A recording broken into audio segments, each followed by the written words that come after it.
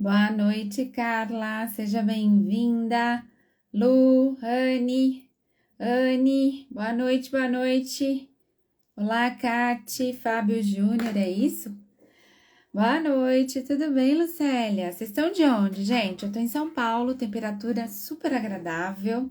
Tá bom dia? Onde você tá? Na Bélgica, na Austrália? Me conta. Michele, boa noite, sejam bem-vindas. Tudo bem? Tem gente nova chegando aqui? Oi, Grace, tudo bem? Boa noite, como é que você tá? Passei aí 2 semanas sem fazer live, então tô voltando aqui hoje. Quem tava com saudade, me conta aqui. Oi, Kate, Espírito Santo? Você falou bom dia? É isso? Mas o horário é boa noite, né? Mato Grosso do Sul? É isso? Natal, Rio Grande do Norte. Boa noite, tá bem? Boa noite, tudo bem, Gal? Seja bem-vinda. Muito bem, muito bem. Gente, vamos lá. Hoje a gente vai falar sobre sofrimento dos filhos no divórcio. Ei, Fê, Fernandes estudou comigo. Boa noite, Divinópolis, Minas Gerais. Quanta gente, que legal. Muito bom. Compartilhe essa live com mais gente que possa, de repente, precisar dessa informação.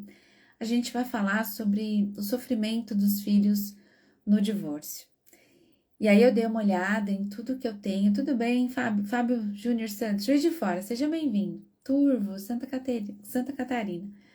Sejam todas muito bem-vindas, aproveitem muito. Montes Claros, tem paciente de Montes Claros, tem aluna da Jornada da Mãe Solo em Montes Claros, seja muito bem-vinda.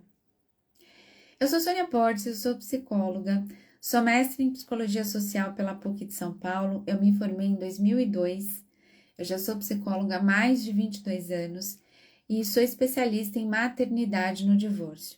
Eu sou filha de pais divorciados, eu sou uma mãe divorciada, sou escritora de 3 livros da coleção Mundo de Tina, que fala sobre desigualdade de gênero, sou coautora de alguns livros e inclusive daqui, acho que em setembro ainda, a gente vai ter lançamento de livro e eu vou falar sobre a raiva do filho no divórcio. Eu sou coautora num livro chamado Bússola Parental, junto com vários outros especialistas em orientação parental, e eu especialmente estou falando sobre maternidade no divórcio. Depois eu compartilho com vocês aqui algumas informações, tá bom?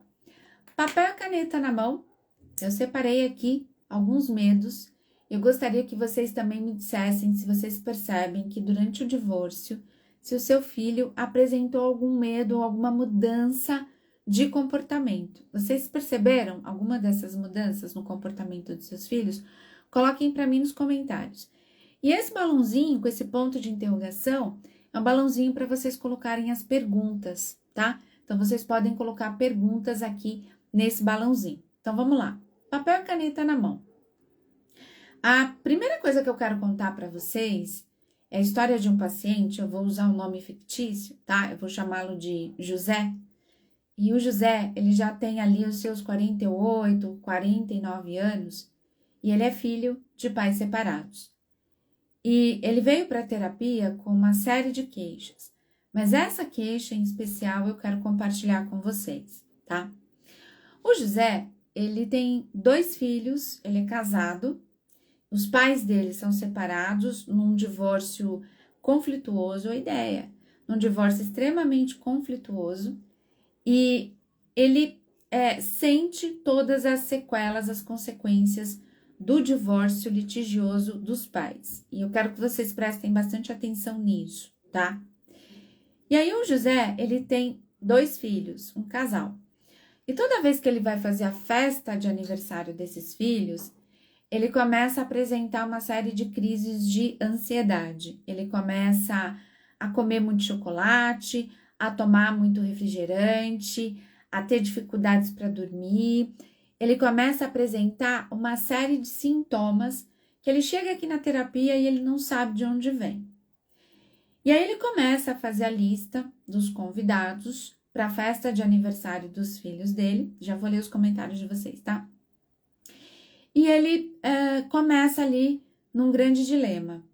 Sônia, os meus pais brigam até hoje, e esses pais têm lá mais de 70 anos de idade. E ele vai me dizer o seguinte: eu não sei o que fazer, porque se eu convido a minha mãe, eu vou chatear o meu pai. E se eu convidar o meu pai e não convidar a minha mãe, eu vou chatear a minha mãe. E a minha esposa, ela fica no meu pé para que eu convide os dois. Mas eu, de verdade, eu tô com muito medo de convidar os meus pais para o aniversário dos meus filhos e eu queria de verdade nem ter festa de aniversário para não ter que passar por isso. Vocês estão me ouvindo? Vocês estão sentindo o que eu tô falando para vocês?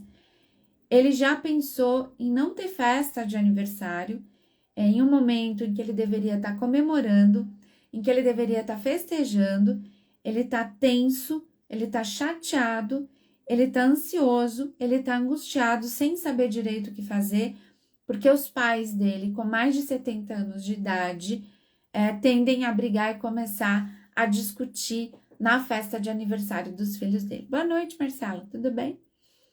Tá fazendo sentido o que eu tô falando aqui para vocês?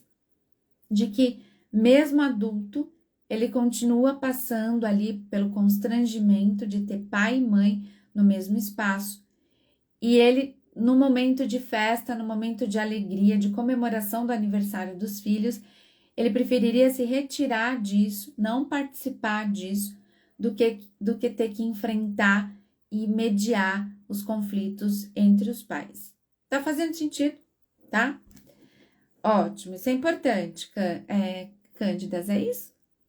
É isso. Soares, seja bem-vinda. É importante que vocês façam essa reflexão sobre o quanto a criança sofre com algumas atitudes dos adultos. Então, coloquei um post essa semana que deu bastante polêmica, um engajamento bem interessante, que é uma criança ali numa gangorrinha, né? O pai numa ponta, a mãe na outra, e o filho no divórcio tendo que se equilibrar.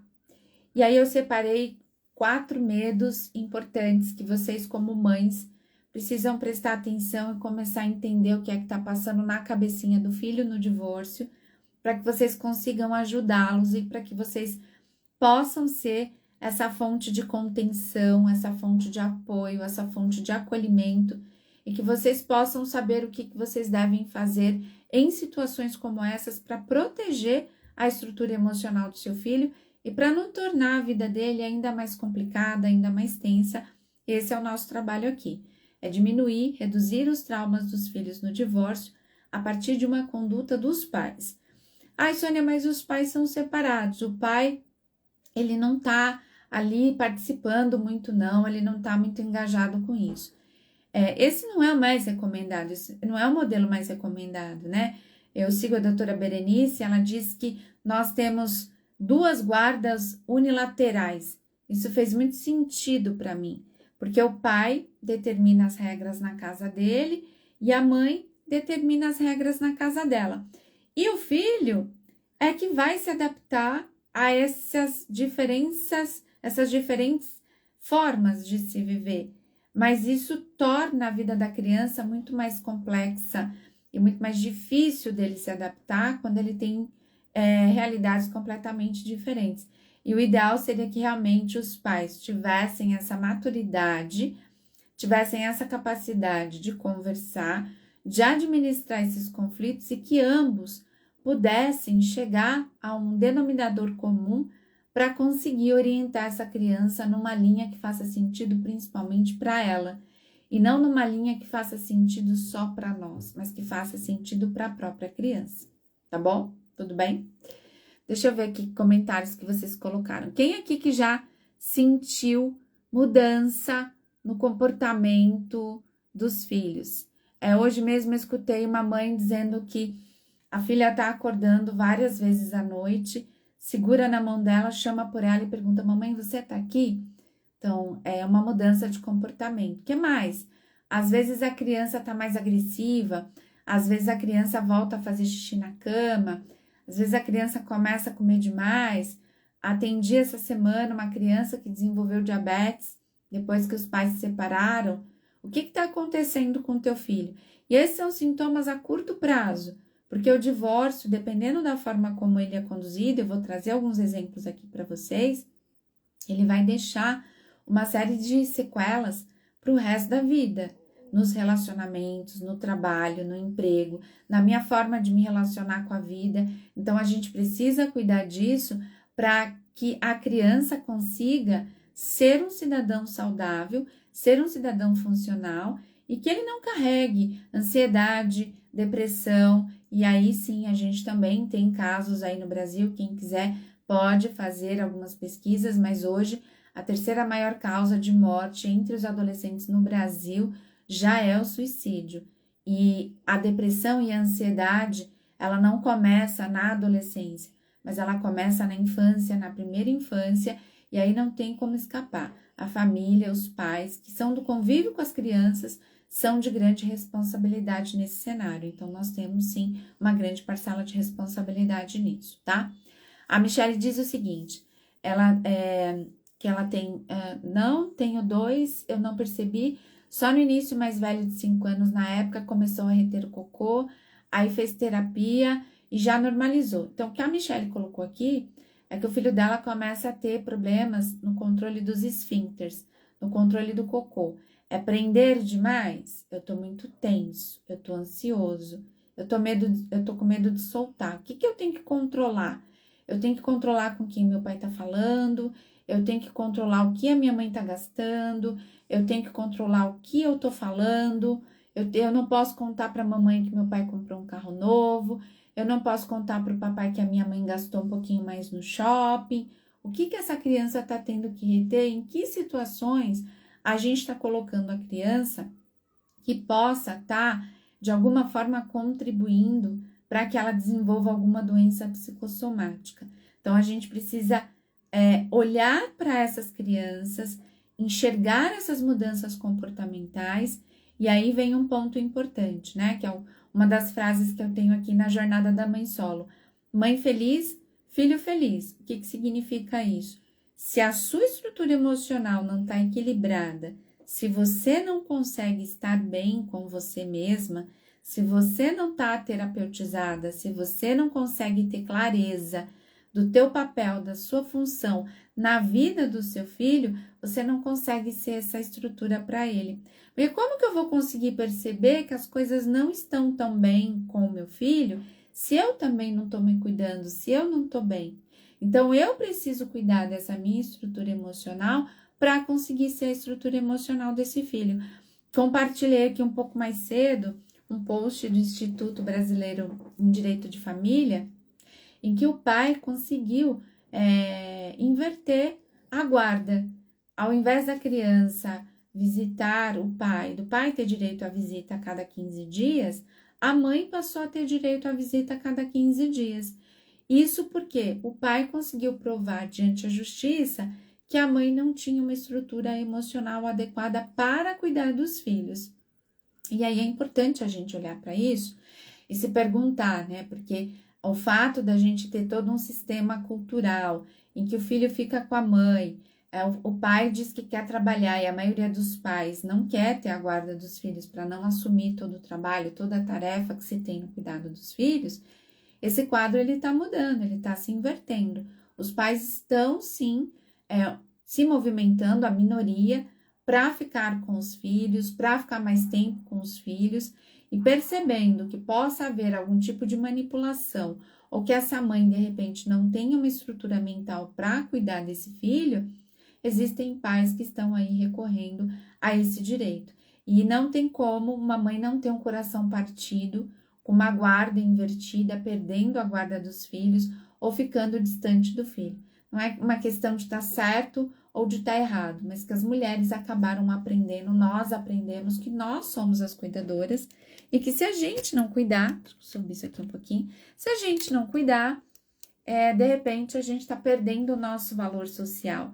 O que eu sou para a sociedade se de repente não estou sendo capaz de cuidar do meu próprio filho? Não sei se isso faz sentido aí para vocês. Deixa eu ler o comentário da Bel.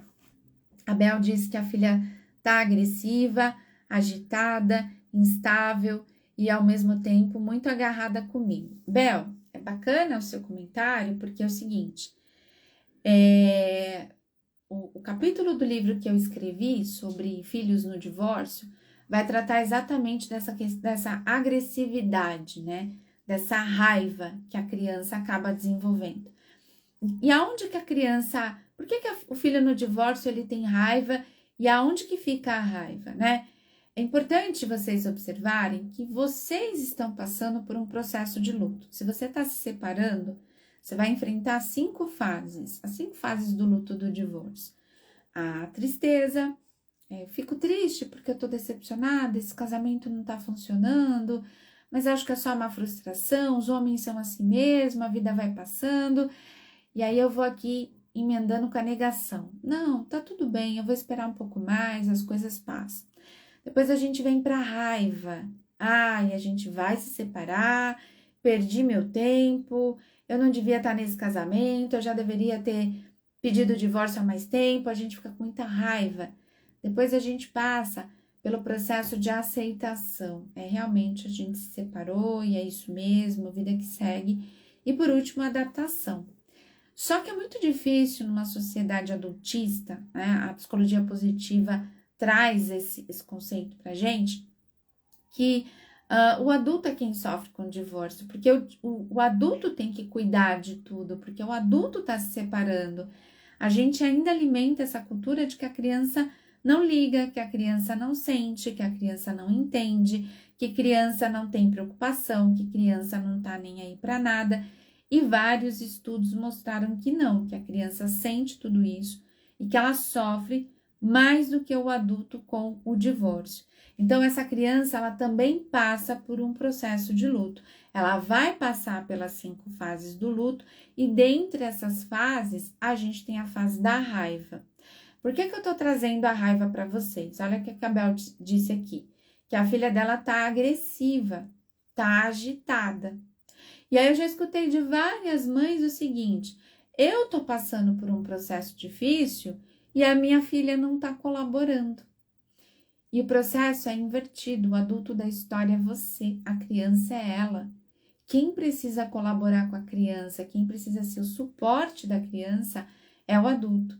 Mas se eu não tenho clareza disso, eu digo para a criança, olha, eu não sou seu saco de pancadas, você está me desrespeitando, você não está respeitando a minha dor, eu estou passando por um processo difícil e eu afasto a criança de mim.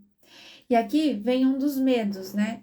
Um dos maiores medos do filho no divórcio. Quem puder, anote. O filho no divórcio, ele morre de medo de ser abandonado. Principalmente porque a gente usa de uma maneira muito comum o termo abandono. O seu pai nos abandonou. O seu pai te abandonou. Nós fomos abandonados. O pai abandonou o casamento. E isso é muito forte para um ser humano. Nós, seres humanos, nós precisamos de afeto, nós precisamos de amor, nós precisamos de carinho, nós precisamos nos sentir parte de alguns grupos e a gente precisa se sentir amado. E quando vem essa ideia de que eu fui abandonado, a criança associa o abandono ao falta de amor. Mas essa falta de amor não é uma condição de que alguém escolheu me amar ou não me amar. Não é como o adulto, ele não tem essa capacidade de racionalização. A criança vai sempre entender que se ela foi abandonada é porque tem alguma coisa de errado com ela. O que foi que ela fez que machucou esse pai? O que foi que ela fez que desagradou essa mãe?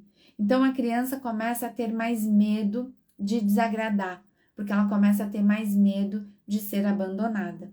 Então é muito importante que vocês tenham essa informação, porque se a criança ela tá nesse processo de raiva, você precisa estar equilibrada emocionalmente para conseguir lidar com a raiva dessa criança, para ser esse suporte da raiva da criança, porque senão você afasta a criança de você.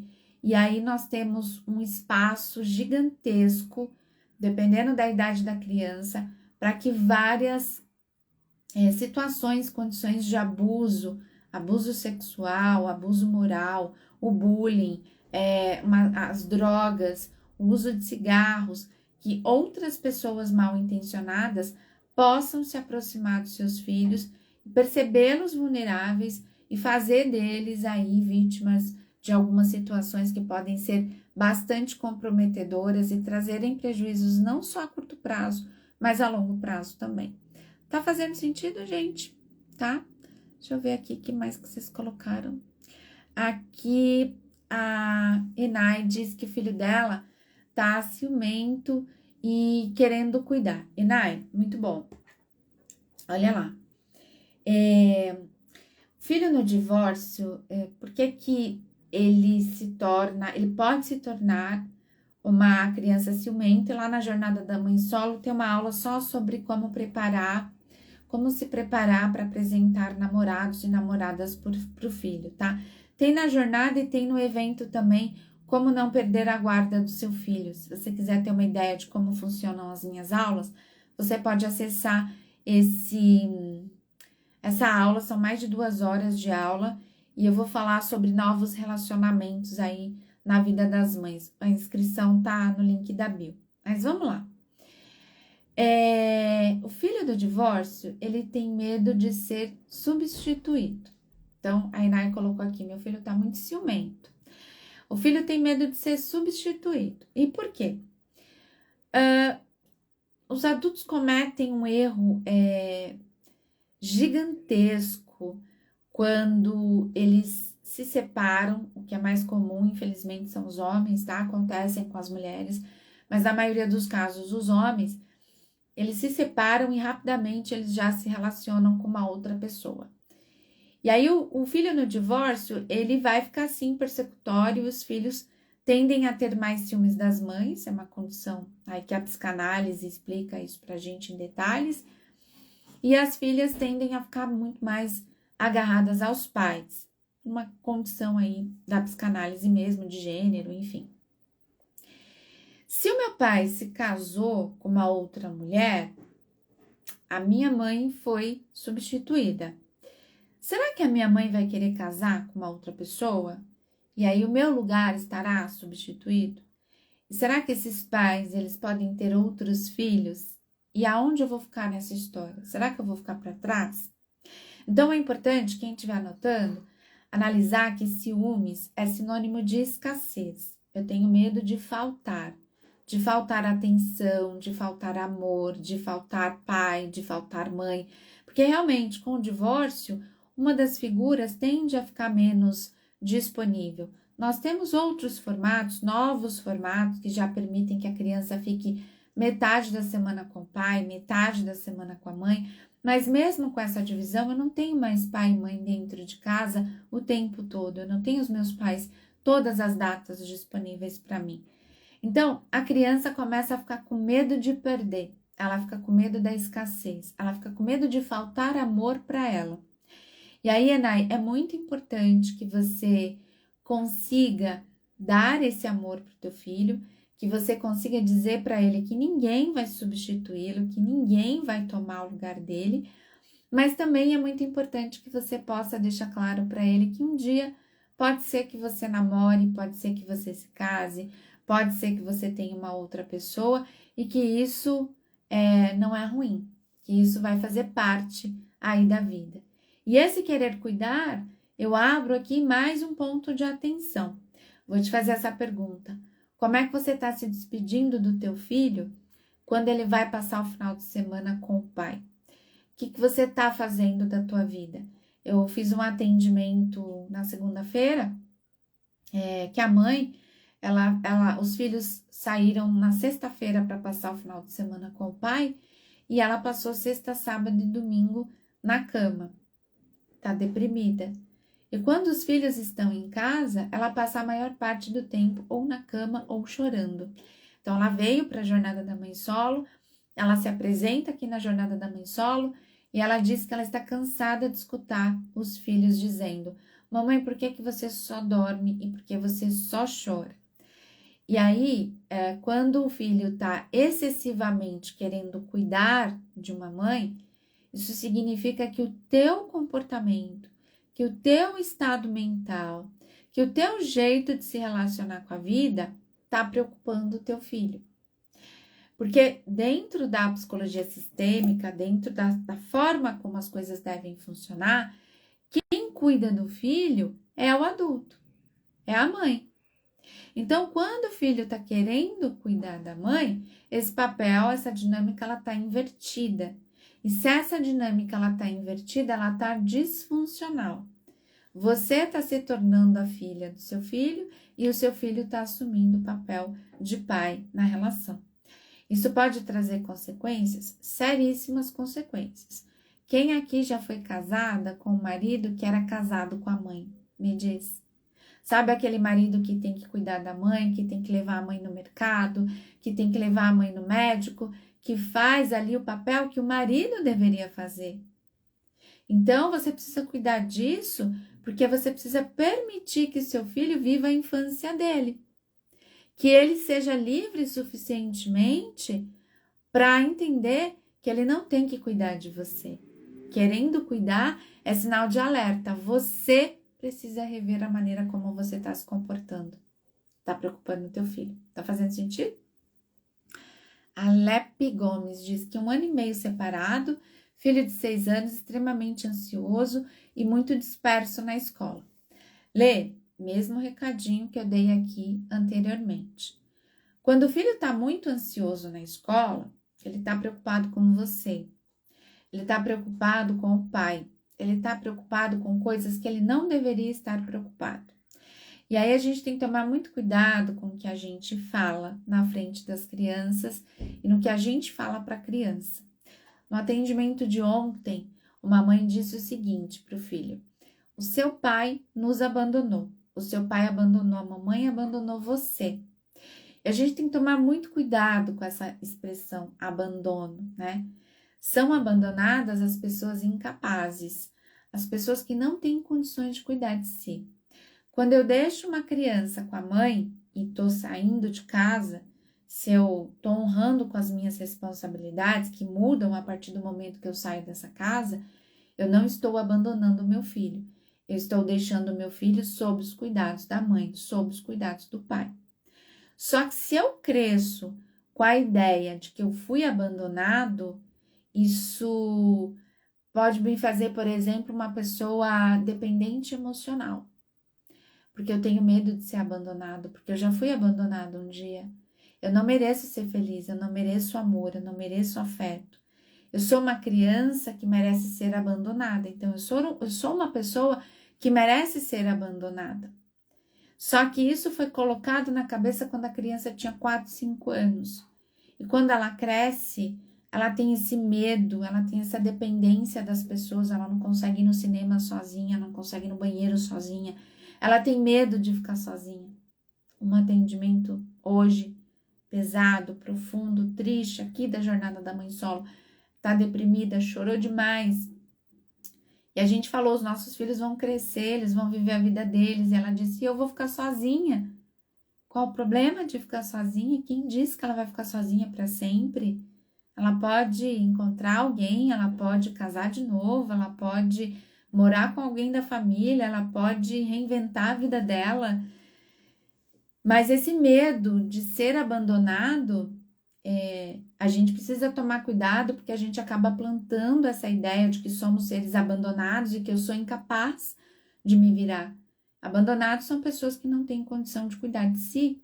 Uma criança muito pequena, um idoso que não tem condição de caminhar e de cuidar de si. Então, a gente precisa tomar cuidado com o que a gente fala para a criança. E aí, quando você diz que o filho tem 6 anos e que está extremamente ansioso, eu vou de novo usar mãe feliz, filho feliz. Você está ansiosa, porque a criança ela é nosso espelho, ela acaba refletindo muito do nosso estado emocional e da nossa forma e a nossa conduta de vida. Então, olha para a sua ansiedade, cuida do seu emocional, cuida da sua estrutura emocional, para que você consiga cuidar da ansiedade do seu filho. E aí vocês podem me dizer assim, ai Sônia, 6 anos, meu filho tá ansioso, tá com problema na escola, começa a apresentar notas baixas, vou levar o meu filho para terapia. Pode ser polêmico o que eu vou dizer aqui para vocês. As crianças com menos de 6 anos de idade, eu não recomendo terapia. Esse é o primeiro ponto. Por quê? Porque a capacidade cognitiva da criança ainda não está amadurecida suficientemente para que essa criança faça terapia. Terapia é discurso, é fala. Psicoterapia tem desenho, tem jogos, tem uma série de coisas bacanas. Mas com 6 anos, na minha concepção, a criança tem pouca maturidade para aproveitar os recursos da terapia. Acabei de separar, vou colocar o meu filho na terapia. Se o seu filho não está apresentando nenhum sintoma muito alarmante, vá você primeiro para a terapia, porque você vai ser a estrutura para o teu filho. Agora, não adianta você mandar o teu filho para a terapia e não cuidar, por exemplo, do teu fim de semana, ficar em casa chorando, não cuidar da programação dos filhos, ficar stalkeando a vida do ex, ficar vivendo e sofrendo pelo que o ex conquistou, pelo que o ex está conquistando. As crianças, elas absorvem aquilo que a gente acaba oferecendo para elas. Então, cuide da sua estrutura emocional primeiro, para depois cuidar do seu filho. O seu filho vai ser o seu reflexo, tá? Cada casa tem regra diferente, tá? Um caos. É isso, Kate, que assim, a cabeça da criança, ela fica realmente tensa, né? E aqui vai mais o medo, né? O filho no divórcio, ele começa a ficar com medo de te desagradar. E ele fica com medo de desagradar o pai também. Então, ele vive numa corda bamba, assim. Ele tem medo de desagradar e ele tem medo de desagradar o pai também. Eu coloquei um post aqui, e aí uma pessoa me questionou que o filho no divórcio, por exemplo, ele tem medo de gostar do seu namorado. Se você estiver namorando, ele vai ter medo de que o seu namorado seja um cara muito gente boa. Do mesmo jeito que às vezes ele tem medo de gostar da namorada do pai ou da madrasta. Sônia, mas por quê? Se a madrasta é uma pessoa bacana, se o padrasto é um cara legal, por que que o filho vai ter medo de gostar dessa pessoa? Ele tem medo de te trair. Porque se eu tô gostando da namorada do papai, será que isso vai chatear a mamãe? Será que ela vai ficar com ciúmes? Dependendo da tua postura, a criança sabe que você vai ficar com ciúmes, a criança sabe que você não vai gostar. Então, isso afeta o relacionamento dessa criança, que agora, desculpa, por mais que doa, mas às vezes já faz parte da família dessa criança, porque se é a madrasta, se é a esposa do pai, vai fazer parte da família dessa criança.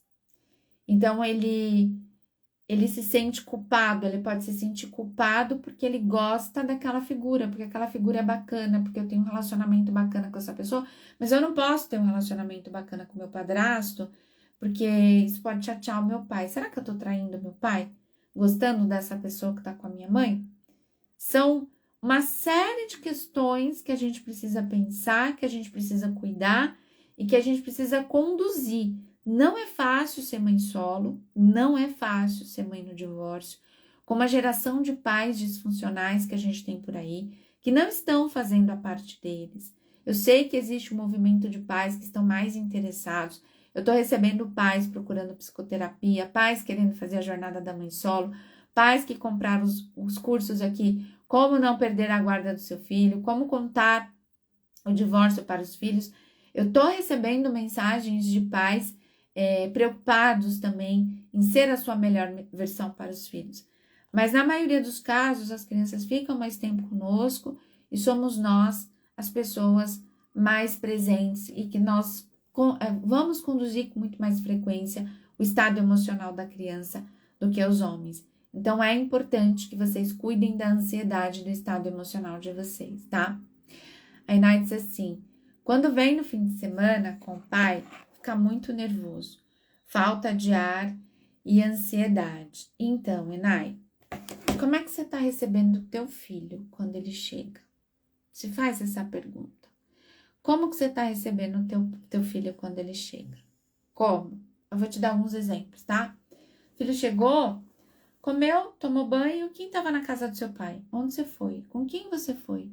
Ah, quem estava com seu pai? Ah, tem foto? Ah, você não sabe o nome de quem estava com seu pai? É sua tia. E a sua avó perguntou de mim? E o seu avô? Ele não falou nada de mim? Ninguém falou nada de mim? Ah, você trouxe alguma coisa para mim? E a roupa suja? Isso gera uma ansiedade e um desconforto enorme na criança. Porque ele passa ali, Enai, quando você tá dando tchau pro teu pai, e você só vai ver o seu pai daqui a 15 dias, o filho do divórcio, ele experimenta a amargura de estar dando tchau para uma pessoa que ele não queria dar tchau. que ele queria que tivesse na casa dele. Às vezes é domingo à noite, você tá no quentinho, no sofá, lá na casa do teu pai, você tem que sair de lá para ir para casa da tua mãe. E tava bom na casa do meu pai, eu queria ficar aqui, mas o combinado é esse, então agora eu vou para casa da minha mãe. E aí quando eu chego na casa da minha mãe, eu tô em luto, porque eu tô dando tchau pro meu pai. E eu tô feliz porque eu tô vendo a minha mãe, mas eu também tô em luto. Então, eu preciso chegar, eu preciso tomar um banho, trocar de roupa, ver meu quarto, aqui eu tenho cachorro, brincar com o cachorro, dar esse espaço para a criança. O que é essa falta de ar? Como é que você está recebendo o teu filho? Ou então, pais e mães, o meu já é grande, então ele sobe sozinho, mas uma criança pequena, a mãe vai lá até o carro, vai buscar o filho, e aí fala, tá atrasado, né? Você não consegue honrar mesmo, você não muda nada. E aí começam a brigar na frente da criança, começam a discutir, começam a cobrar um ou outro, começam a falar coisas que desagradam a criança. Então a pergunta que eu tenho para te fazer é: tá ficando nervoso? Tá faltando ar? Como é que você está recebendo o teu filho? Como é que você e o ex estão se comportando quando esse filho sai da casa do pai e vem para a casa da mãe? Como é que está sendo feito isso? Você precisa investigar, porque tem alguma coisa errada na conduta de vocês que está causando esse nervosismo, essa falta de ar, essa ansiedade no seu filho. Faz sentido? Oi, Bia, tudo bem, meu amor? A Ana disse assim: meu filho tem 3 anos. Cadê? Perdi a Ana. Cadê? Perdi a Ana, gente. Passou entre um monte de gente. Oi, Bia. Deixa eu ver. Eu perdi a Ana. Perdi o comentário da Ana. Vou ler o da Ju, então. Tem coisas que sinto vontade de falar, coisas para o pai da minha, por mais que a minha filha fala. Não falo por causa da minha filha para protegê-la. Acho que é isso. Tem coisas que a Ju gostaria de falar, mas ela não fala, porque sobre o pai, porque ela quer proteger a filha. Ju, parabéns aí pela tua conduta, mas eu vou colocar 2 pontos. Você está protegendo a sua filha e você também está se protegendo. E eu vou te explicar por quê, tá? Toda vez que você fala mal do seu filho, eu gostaria que você, de repente, quem tá assistindo, feche os olhos, né? Imagina alguém falando mal do seu pai, ou da sua mãe, ou da sua irmã, qualquer pessoa da sua família, ou do seu filho. Tem alguém falando mal do meu filho. Como que a gente se sentiria com alguém falando mal do meu filho? Aí você diz assim: não, Sônia, mas eu tô falando verdades sobre o pai dele. Não importa. O filho no divórcio, ele não quer saber das verdades do pai como teu marido. Ele quer saber das verdades do pai como pai. As verdades como marido, papel de marido é um, papel de pai é outro. E, consequentemente, essa mistura faz com que, de repente, a gente tenha vontade de falar algumas verdades para esses filhos. E aí você está dizendo assim: eu vou proteger a minha filha. Aonde eu vou chegar?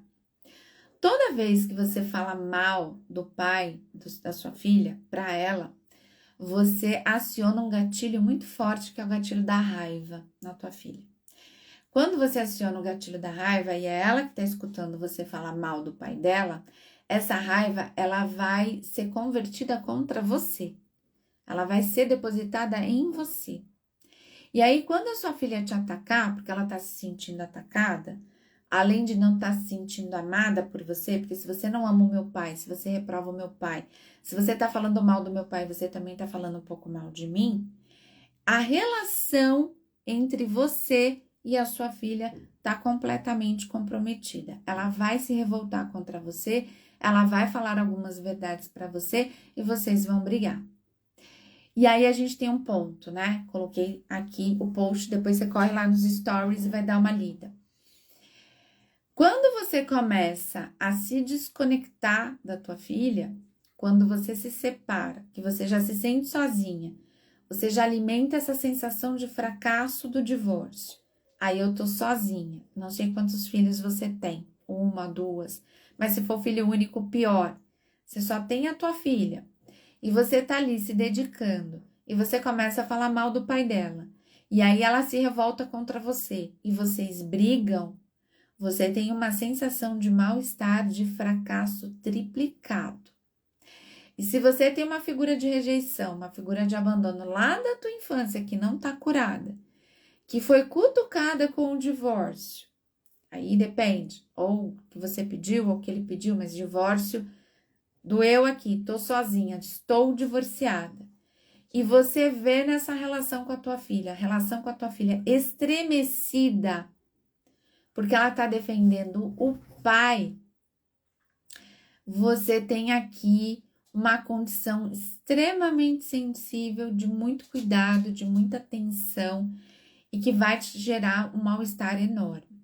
Então, a maneira como você vai conduzir isso, se você não tivesse grão de sabedoria para converter tudo isso, se você não tiver as ferramentas que a gente compartilha aqui da psicologia positiva, para conseguir ajudar a tua filha e se ajudar, a sua filha se afasta e daqui uns dias ela tá dizendo assim, olha mãe, você é uma chata, e aí você vai doer escutar que você é chata, você ficou rancorosa e eu acho que vou passar uns dias aqui com meu pai, eu vou morar com meu pai. E ela vai. E aí aquele medo de ficar sozinha, abandonada, ela acaba se concretizando por conta de uma atitude sua. Então, quando você diz que não fala mal do pai para protegê-la, você tá certa, mas você também tá protegendo, tá cuidando da relação com a tua filha. Porque falar mal da tua filha vai te levar exatamente para o caminho que toda mãe tem medo no divórcio, que é de ficar sozinha. Faz sentido, gente, o que eu tô falando aqui para vocês? Quem aqui tem medo do filho morar com o pai? Conta aqui para mim, né? Ah, Sônia, mas ele pode morar com o pai, tá tudo bem, assim eu vou me desafogar. A gente fala isso da boca para fora, porque se isso acontecer de verdade, com certeza você vai sofrer e muito, né? A Nath disse assim, eu saio, passeio e ele fica com ciúmes, querendo saber o que eu fiz e com quem. Então, Enai, aí você precisa trabalhar essa questão da escassez com teu filho e precisa colocar limites no teu filho também, né? Por quê? Eu não sei quantos anos o teu filho tem, mas esse medo de que de repente você arrume um namorado, coloca o teu filho no lugar de teu marido, né? Eu não sei como que era a conduta do pai com você, ou às vezes existem alguns pais que começam a colocar coisas na cabeça dos filhos. Ai, a tua mãe tá saindo à noite. Ai, a tua mãe agora vai namorar. Olha, fica de olho na tua mãe, que a tua mãe vai arrumar um padrasto para você. E a criança começa a ficar persecutória e nessa persecutoriedade ele começa a desenvolver comportamentos como esse. Então, é importante que com jeito você consiga botar limites nisso para você ter a sua vida e que o seu filho se mantenha no lugar de filho. Tá fazendo sentido? Tá? Deixa eu ver aqui. A Mariane diz que eu nem penso nessa possibilidade. Pois é, Mariane, mas a gente precisa pensar. Porque o filho, ele tem esse direito, né? De passar um tempo com o pai, passar às vezes um tempo com a avó, passar um tempo às vezes com a tia. Essa ideia de que a única pessoa com quem eu devo morar é a mãe, é uma ideia ultrapassada. Eu atendo uma paciente na Bélgica e ela me disse o seguinte, ela falou assim, doutora, aqui na Bélgica, a guarda ela é compartilhada em todos os casos. Como assim? A criança fica metade do tempo com a mãe e metade do tempo com o pai. Por quê? Porque assim você vai ter mais liberdade, inclusive, para investir nos seus estudos, no seu trabalho, para você se cuidar, para você cuidar de outras coisas. Essa conta ela é desigual, porque a gente acaba cuidando muito mais das crianças e de todas as outras coisas que a gente tem que fazer, mas na hora de dividir as despesas, na hora de pagar os custos, na hora de dividir a pensão, na hora de pagar a escola, a justiça propõe que a gente pague 50%. Mas como é que a gente vai pagar 50% de pensão se a gente não consegue ter a mesma proporcionalidade de tempo para se dedicar ao trabalho, né? Então, lá na Bélgica, segundo a minha paciente, existe essa proposta exatamente por uma condição de igualdade de gênero, mas aqui as mulheres sofrem, e muito, por uma condição cultural, porque se você, né, vamos pensar no divórcio, Quando o divórcio acontece, a mulher ela é extremamente responsabilizada. Se você pediu o divórcio, é porque você enlouqueceu. E se o homem pediu o divórcio, é porque você é uma fraca, você não deu conta do casamento. Ou ele te traiu e você não perdoou, ou você não atendeu a todas as necessidades do homem, mas todas vocês em algum momento já ouviram ou já sentiram olhares e falas, isso quando você não escuta da sua mãe, quando você não escuta de alguém da família, que a culpada pelo divórcio é você. Aonde eu quero chegar? Quando a gente faz estudos sobre gênero, a divisão ela é muito clara na nossa sociedade. Eu sei que isso está mudando, mas a gente vai olhar para os padrões que são alimentados há séculos, de que a mulher cuida das crianças e que o homem sai para trabalhar. Tá, Sônia, mas agora a mulher sai para trabalhar. É verdade, agora a mulher sai para trabalhar. Mas na maioria dos casos, a mulher fica com o filho. Quando o filho opta não ficar com a mãe e sai e vai ficar com o pai, a mulher entende isso como um vexame, como uma vergonha, como um fracasso social. Tô falando besteira? Me ajudem aqui. A gente acaba enxergando isso como um fracasso, como uma vergonha social. E, na verdade, a criança é super saudável que ela possa navegar por esses lares e que a gente tenha de verdade uma sociedade mais igualitária. Deixa eu ver o que o Silvio colocou aqui. Silvio, a legislação do Brasil também possui a guarda compartilhada com alternância de residência como padrão. O grande problema é que a grande maioria dos divórcios são litigiosos. Pois é, Silvio, mas a gente tem também a questão da participação dos pais, porque a maioria dos pais prefere não ficar com essa guarda de alternância de residência, até por uma questão financeira, realmente, né? Porque aí o que os pais deveriam ter? Uma babá, uma auxiliar, uma escola, ter uma rede de apoio que permita que esse casal, mesmo que separado, continue tendo uma vida ali, é uma vida própria, trabalhando, se cuidando, e essa não é a realidade da maioria das pessoas, né?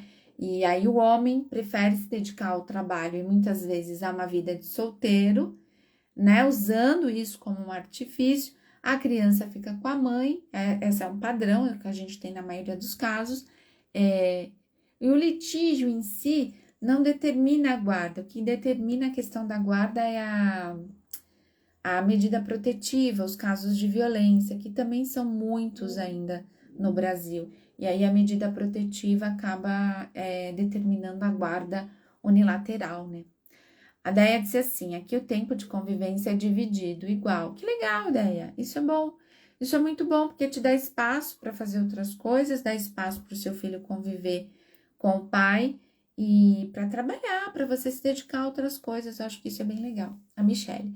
Aqui é assim, dorme de segunda a quarta e domingo com ele, final de semana, sábado e domingo com ele, um sábado comigo. Eles não abrem mão de estar com o pai nesses dias de dormir, banho, janta durante a semana. Então, isso é muito bacana, porque se a guarda de repente mudar, né? Agora eu vou ficar mais com um ou menos com o outro. As mães já estão adaptadas a essa nova rotina, porque tá dividido, fica praticamente metade com um e metade com o outro. Não tem essa disputa, não tem essa competitividade. E aí eu vou até trazer esse ponto também, né? Quando os casais são muito imaturos, não enxergando o que é melhor para a criança, os pais começam a competir entre eles. Eu faço mais bonito, na minha casa ele come brócolis, na sua ele só come hambúrguer. Ou ao contrário, eu já acompanhei casos também em que o pai, para ser um cara legal, batatinha e hambúrguer, mas não conta para tua mãe, porque hoje não é dia de batatinha e de hambúrguer. Acaba sabotando a educação do outro para eu ser o pai mais amado, a mãe mais querida e o meu filho não pedir para ir morar com o pai. Então, se a gente tiver uma guarda compartilhada, com esse tempo dividido, a gente também tem menos espaço para que esse tipo de sabotagem da educação da criança, porque a criança é a que mais vai perder com esse tipo de educação, que os pais consigam ser razoáveis aí com esse comportamento, né? A Déia diz assim, mas a maioria das pessoas acham meio esquisito. A ideia, assim, o divórcio ainda é um tabu social, né? A gente sofre tanto e os filhos sofrem tanto com o divórcio porque a gente ainda não normalizou essa ideia de que as pessoas podem se apaixonar, se desapaixonar, desenhar outras histórias, não fazer mais sentido continuar casado. O divórcio ele dói tanto porque a gente acaba vendo isso como uma grande tragédia. Existe uma força cultural muito grande que coloca o divórcio como uma coisa muito ruim. E o divórcio deveria ser como um casamento, como um filho que vai para a faculdade, um rito de passagem, uma mudança dessa família que razoavelmente vai continuar sendo uma família. Acho que esse é um ponto, né? Eu conheci uma família bem interessante que, assim, o padrasto é padrinho, o pai é padrinho do segundo filho da esposa, o padrasto no Natal, assim, o namorado da mãe tá ali, a namorada do pai tá ali, os parentes de um de outro, todo mundo senta, comemora o Natal, todo mundo conversa e todo mundo se respeita, desde que as pessoas tenham maturidade suficiente para isso. Então, as pessoas acham esquisito exatamente por conta do tabu de que a mãe é quem tem que cuidar do filho, que a mãe tem que ser escravizada pelo filho. A gente tem aí estatisticamente, ideia, a questão até da pobreza, né? Quando a gente vai analisar os índices de pobreza, as mulheres, elas estão na base da pirâmide. As mães solo e as crianças são as mais pobres no mundo. Por quê? Porque ela fica com trabalhos informais, com trabalhos sem registro em carteira, porque se a criança fica doente, ela não pode ir para a escola, ela vai ficar com a mãe, porque a criança tem férias, não tem com quem deixar, vai ficar com a mãe, porque tem feriados que são emendados pela escola e o mercado de trabalho não emenda esses feriados, vai ficar com a mãe. Então a mãe acaba ficando muito prejudicada quando ela tem que assumir a maior parte da guarda dos filhos. E na maioria dos casos, elas ficam desempregadas, elas dedicam a vida delas só aos filhos. Quem aqui já escutou? Eu abri mão de toda a minha vida para cuidar de vocês. Os filhos crescem e essa mãe se sente profundamente abandonada, pobre, sem dinheiro, sem profissão, não reconhecida, porque a sociedade ainda não reconhece o trabalho da educação de filhos como um trabalho árduo e importante para a sociedade. E ela se deprime e morre, às vezes, muitas vezes sozinha. Se vocês quiserem, leiam um artigo do Drauzio Varela sobre mulheres que ficam presas, que recebem outras mulheres na visita, mulheres que vão para o asilo, mulheres que ficam hospitalizadas e que não tem ninguém da família para cuidar delas. Então, essa é a triste realidade com relação ao feminino que temos aqui no Brasil, tá? O Silvio disse, também grande parte dos pais também não querem, Silvio. E quando ficam com os filhos, a maior parte acaba pedindo para a avó, para a namorada, arruma uma namorada e aí pede para a namorada cuidar dos filhos. É uma mudança de paradigma que está acontecendo, mas que a maioria ainda não assumiu. Inclusive para o advogado.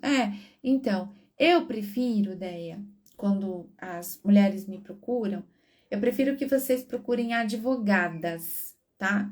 Me desculpem, mas o mundo é machista, advogados, em sua maioria, são machistas. Então, quando você vai tratar das suas dores no divórcio com um advogado, ele tende a dificultar esse processo e tende a colocar aí algumas barreiras.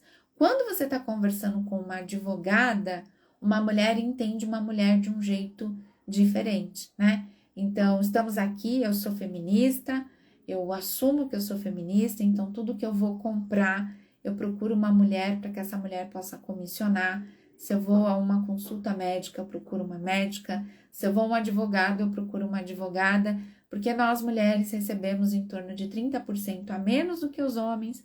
O mercado de trabalho exclui as mulheres, o mercado de trabalho exclui as mulheres mães e as mães solo ainda mais, excluem ainda mais, exatamente porque a vida sabe, a sociedade sabe o quanto é difícil, o quanto é desafiador para a gente educar os nossos filhos no divórcio. Fez sentido, gente? Vocês estavam com saudade das lives? Me digam. Olha, deu o nosso horário. 20h59, hoje eu não pedi para ninguém olhar o horário para mim, hein? Eita, nós, quase que eu passo do horário. Fez sentido, gente? Como é que tá o coraçãozinho aí de vocês? Essa live ajudou vocês? É importante que vocês entendam que não é fácil ser filho no divórcio. Filho no divórcio sente medo, fica ansioso, sente raiva, não sabe direito o que tá certo, o que tá errado. Se os pais não sabem direito o que tá certo, o que tá errado, essa criança fica completamente perdida. E a gente precisa estudar para ser mãe e para ser pai no divórcio. É nossa responsabilidade ajudar os nossos filhos a continuar acreditando no amor, a continuar acreditando nas pessoas. Quando eu cresço com todo esse medo, com todas essas dores no divórcio, eu cresço uma pessoa desconfiada, eu não confio em ninguém, eu não acredito em ninguém, eu tenho medo de falar, eu tenho medo de me expor, e isso não é justo com as crianças. Nós temos um número absurdo de pessoas com ansiedade e depressão na sociedade, o divórcio está contribuindo muito para isso, e as crianças precisam do nosso apoio emocional para conseguir crescer com um pouco de dignidade e de estrutura emocional, tá bom? Espero que isso tenha feito sentido para vocês. Eu espero vocês na próxima terça-feira às 20. Continuem participando, compartilhando esse conteúdo, porque sem vocês nada disso aqui acontece, tá bom? Obrigada, Deia, Laís, Bia, Silvio, galera que tá aí na jornada da mãe solo. Eu espero vocês na próxima terça-feira. Um beijo grande, boa noite para vocês, até!